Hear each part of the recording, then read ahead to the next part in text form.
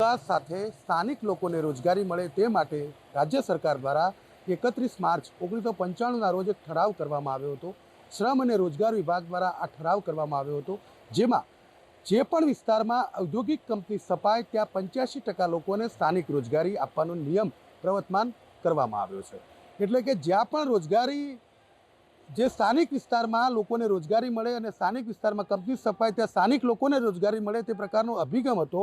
આમ છતાં મહેસાણા જિલ્લામાં 23 કરતાં વધારે કંપનીઓ એવી સામે આવી છે કે સરકારના ઠરાવને તેમણે અભરાઈએ ચડાવી દીધો છે। મહેસાણા જિલ્લાની વાત કરવામાં આવે તો મહેસાણા જિલ્લામાં જે 2023-24માં 7 કંપનીઓ સામે આવી હતી, જ્યારે 23-24માં 24-25માં આવી 17 કંપનીઓ સામે આવી છે કે જેમણે સરકારના 31 માર્ચ 1995ના ઠરાવનું પાલન નથી કર્યું। મહેસાણા જિલ્લાની વાત કરવામાં આવે તો જેમાં ઓએનજીસીનો સમાવેશ થાય છે, ડિમરોલ ટેકનોલોજીનો સમાવેશ થાય છે, સ્ટીલ સ્ટ્રીપ વ્હીલ્સનો સમાવેશ થાય છે, ટેકનોવા પ્લાસ્ટિક ઇન્ડસ્ટ્રીઝનો સમાવેશ થાય છે, ટોકાઈ ઇમ્પેરિયલ રબર લિમિટેડનો સમાવેશ થાય છે, ગ્લોબલ ઓટોટિક પ્રાઇવેટ લિમિટેડનો સમાવેશ થાય છે, એમોનિયલ ફાર્માસ્યુટિકલ પ્રાઇવેટ લિમિટેડ કડીનો સમાવેશ થાય છે।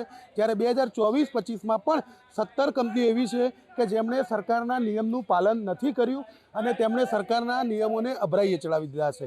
આમ સ્થાનિક વિસ્તારમાં કંપનીઓ સ્થપાઈ છે, સરકાર દ્વારા તેમને વ્યવસ્થાઓ આપવામાં આવી છે, પાણી જમીન સહિતની વ્યવસ્થાઓ આપવામાં આવી છે, ટેક્સમાં રાહત આપવામાં આવે છે, એમએસએમઈ યોજનાઓનો લાભ આપવામાં આવે છે। આમ છતાં સરકારની જે યોજનાઓનો લાભ લીધા પછી આવી કંપનીઓ સરકારના આદેશનું કે સરકારના ઠરાવનું પાલન નથી કરતી, તેને કારણે સ્થાનિક લોકો રોજગારીથી વંચિત રહી ગયા છે અને આવી કંપનીઓની વિગત સામે આવ્યા બાદ પણ તેમની સામે કોઈ જ પ્રકારના પગલાં નથી લેવામાં આવ્યા તે એક હકીકત છે। Kamlesh Raval, news capital, Mehsana.